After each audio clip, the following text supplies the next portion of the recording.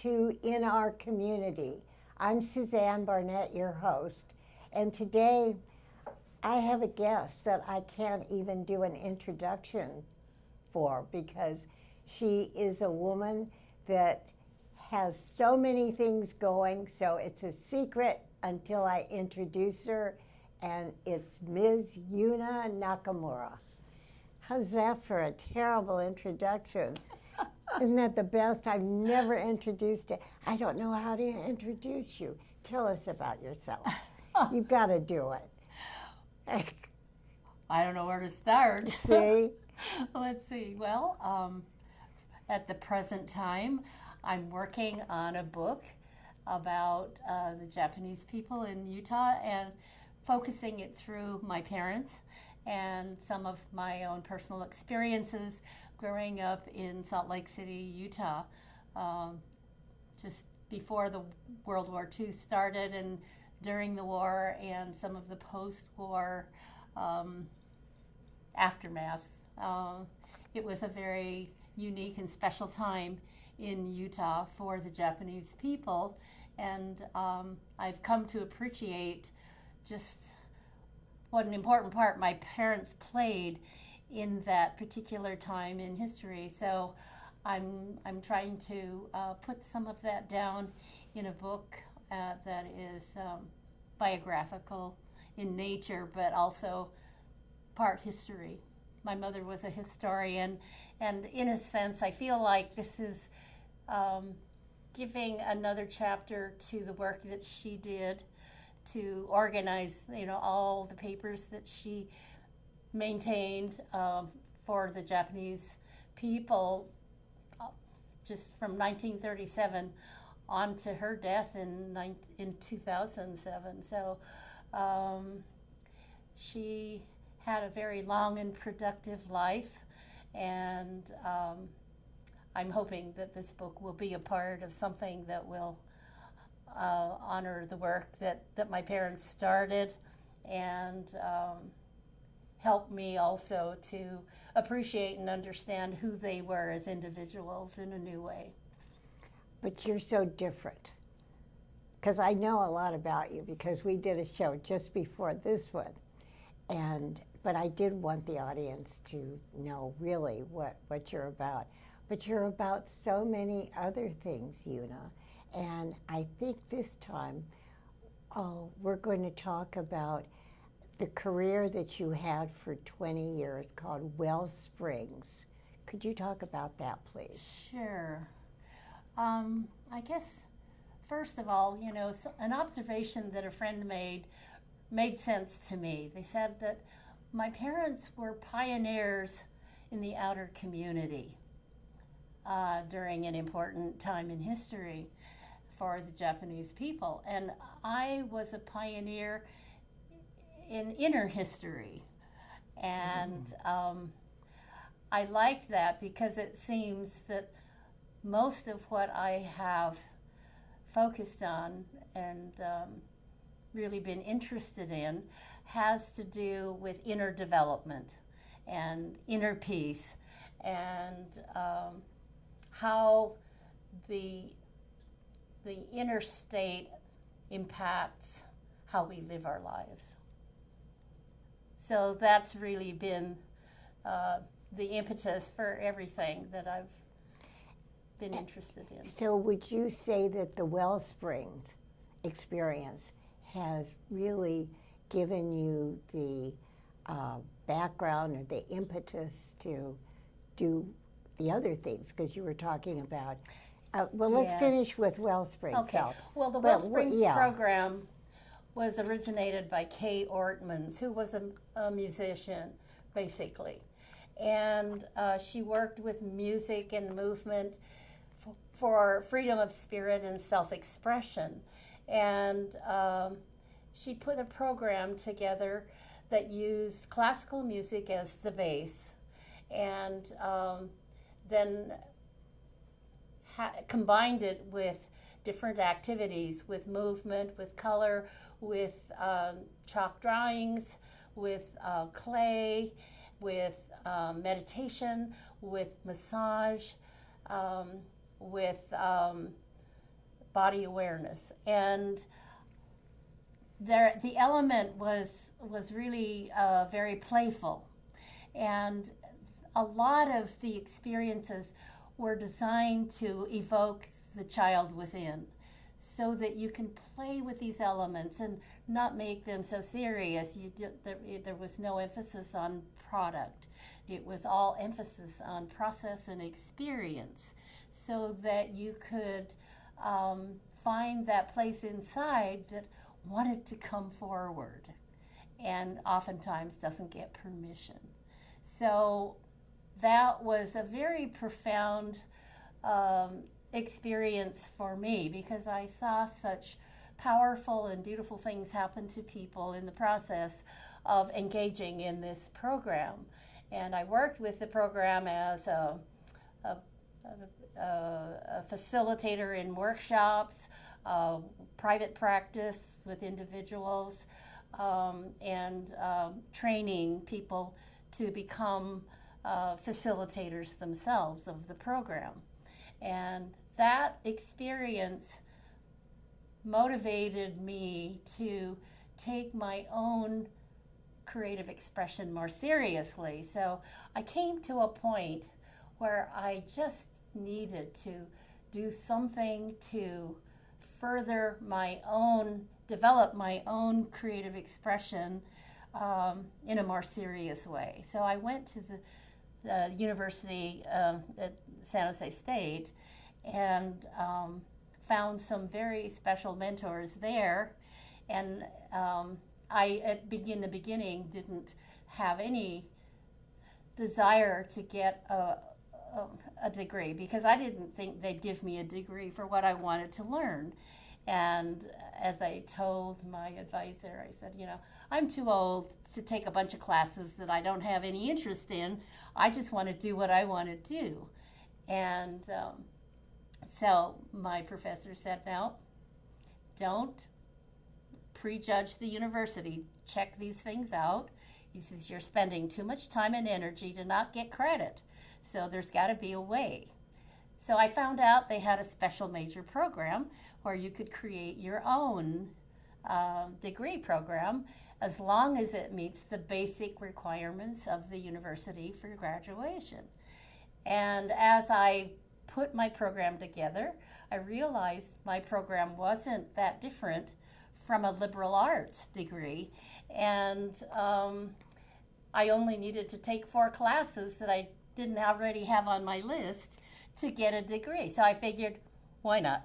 So I put a program together inquiring about how creative process, learning process, and healing process come together to create positive change in an individual.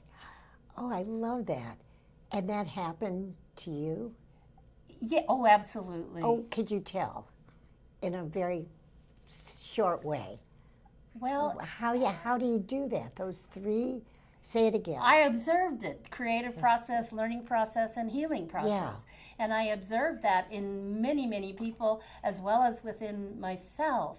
And I want to take that course. Una, I mean that. I'm not sure I know where it's being offered anymore. I don't do it. I don't do that work anymore, and I'm not sure who is doing that work in the area. Well, tell in a short way how it works. Well, I love that subject. It's kind of woo-woo. I like that even better. Okay. Well, I'll tell you about my first experience at Wellspring that made me say, this is what I need to do with my life. I was participating in a weekend workshop because a friend said, you owe it yourself to experience this program. So I went, and we were out in the redwoods, and they had these huge speakers blasting out this classical music, and we're running around barefoot in the dirt, in the redwoods, just dancing around to music, very free improvisational expression. with these huge colored sheets, and then chalk drawing, spontaneous, just whatever comes out, listening to the music, pounding clay and doing all these things. And they were kind of fun, but I didn't get the point of it, and I was a little bit antsy. Well, you know, when are we going to get down to things? Because there was a lot of time to reflect and rest in between, and I was getting a little impatient. And I was waiting for breakfast, and I was looking out over the hillside that was down below, and all of a sudden, all I could see was destruction going on in the valley below. And I knew that everything and everyone I had ever loved was being destroyed. And I just burst into tears, and I was just sobbing, wrenching, leaning over the railing. And somebody apparently saw me and brought Kay out to help me. So she assisted me, and she said, well, this wasn't on the program for the weekend, but it looks like this is an opportunity to do the alignment through music, which was the massage that she does with classical music. And she was kind of telling people what she was doing as she was going along. And it was like I was out of my body looking down on this fascinating scene with my body being used as an example for everybody else. And she said, okay, there's a lot of tension here, so we'll start here. And she's working on my back. And I saw this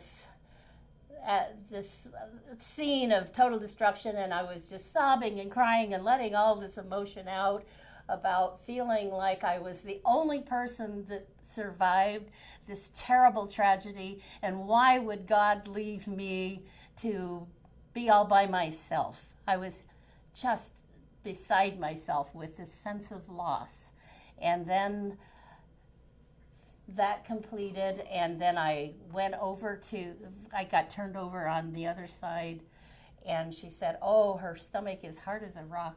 So she started to massage my stomach, and all of a sudden I saw this scene of people just kind of mysteriously walking around me, and I knew that I was in labor, and I was about to deliver a child, and I was trying very hard to hold the child back because it was too soon.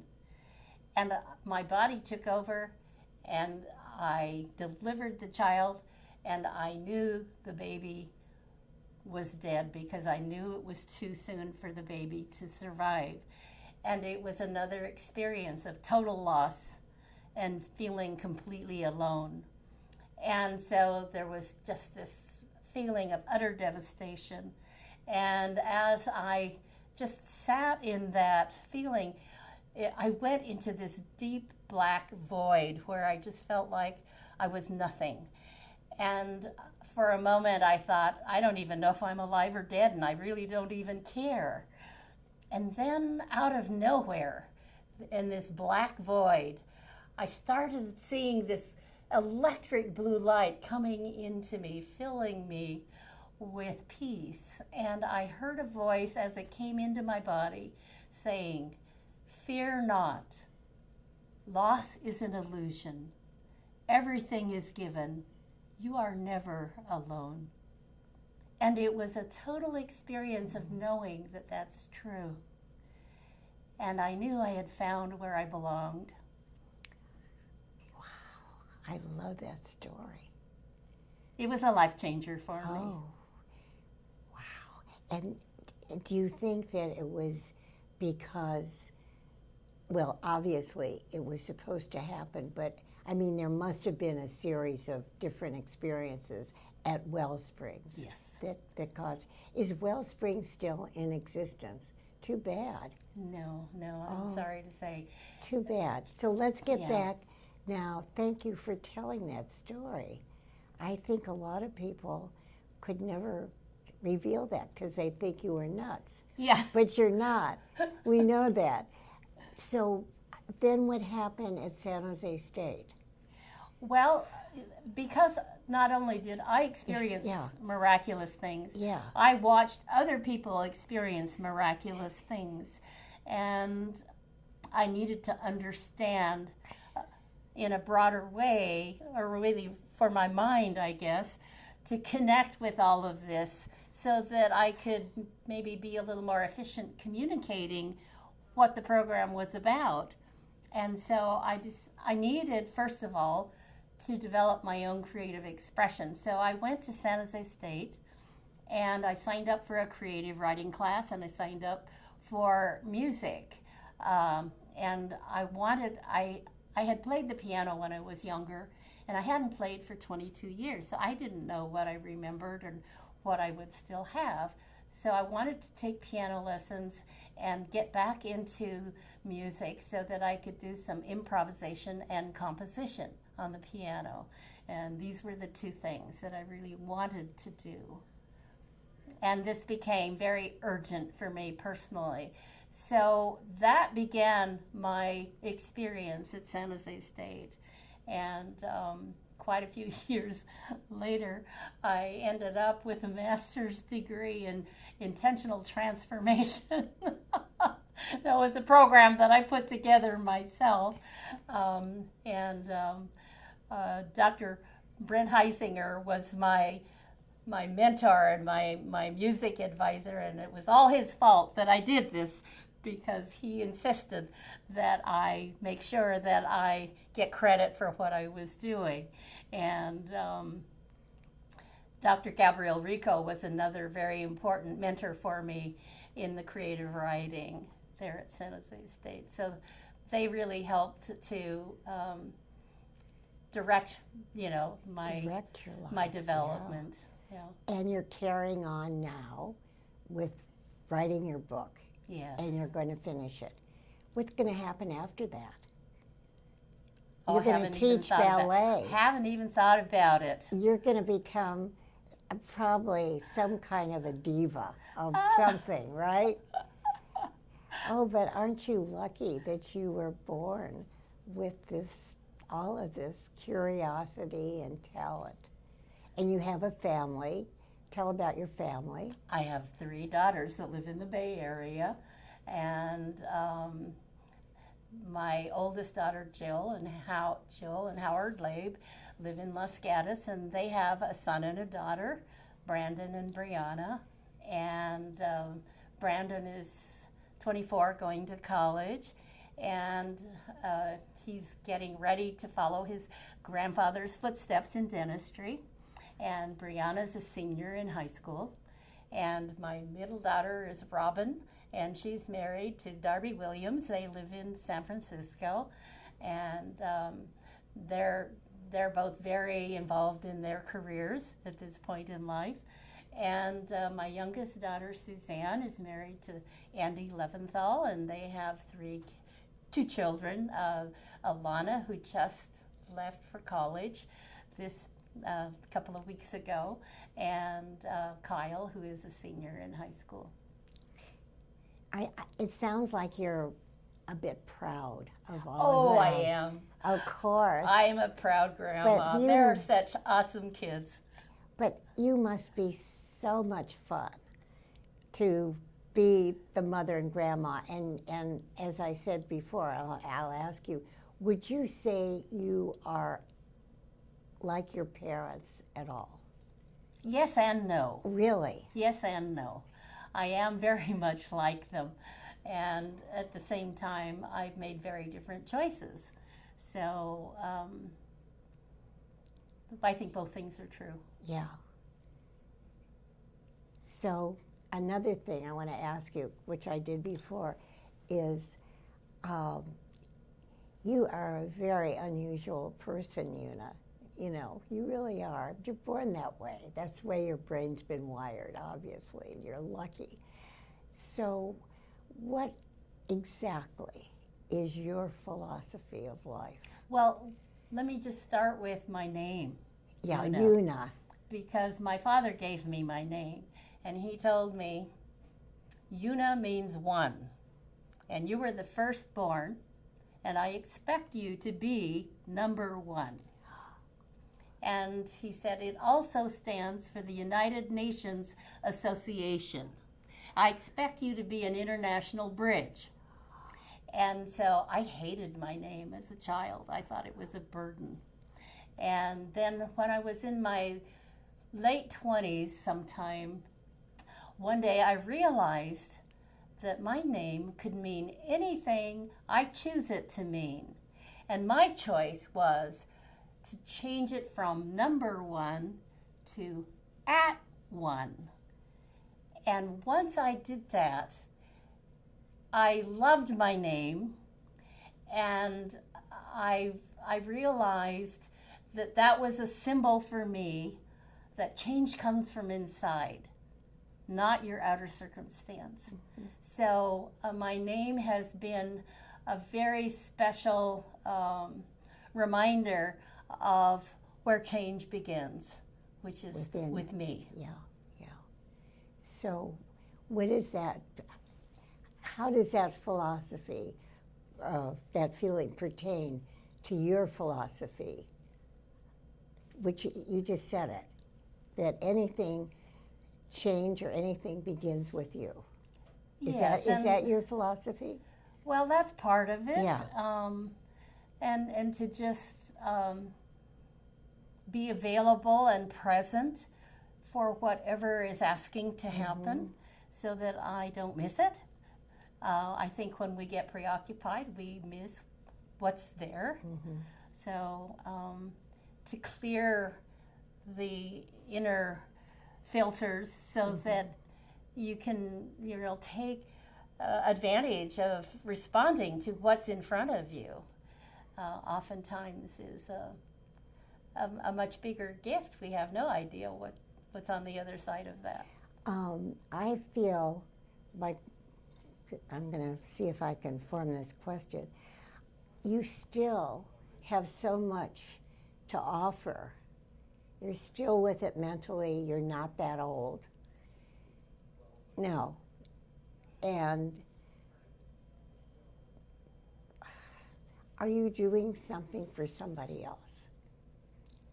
With your talents, I would think that this is really, I don't know how to say it, and I don't want to be negative, but I think with someone like you, you have so much to give, so much to help other people. Are you doing that? Well, let's just put it this way. I have been a giver all my life, and it's been kind of out of balance, and I've had a lot of health challenges, and I've had to learn to give to myself first. Oh, really? Okay. I've had to learn how to balance that out and take care of me, and then see what it is that is realistic for me to offer outside of myself. And I think I have kind of a conditioned knee-jerk reaction to give first, and I hope that I'm learning to balance that out a little better. Well, that would be a terribly difficult challenge. It really would. But I'm just so happy that I've met you. And I have to say this, it sounds kind of weird too, but in my whole life, which has been good and bad, I always seem to be at the right place at the right time. And I just can't get over that I'm so lucky.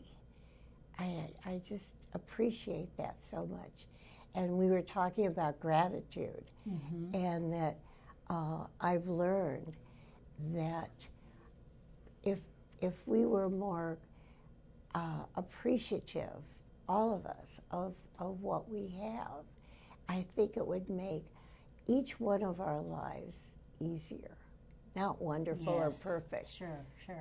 Gratitude is a basic. It is. Absolutely. It really is. It is. And to think about, there have been some people in my life that I haven't really cared for. And all of a sudden, not right away, I can see that they're really not that negative. And that's very illuminating to me. But all I can say is that meeting you, I'm certainly been here at the right time. I just think you are fantastic, Una. Well, thank you. I Thank do. you. And I've met a lot of people. And obviously, this was the time to meet you. And I only wish you, first of all, the best of health. Thank you. And you will finish that book, I know, which obviously will be a bestseller. It'll be so enlightening and important because, as we were saying, so many people really don't know about the Japanese heritage. Well, I hope it'll be a contribution. Oh, I think so too. I'd just also like to say to you that your being at the right place at the right time was not by accident, because you were open to respond to it. And that says something about you. Thank you, thank you.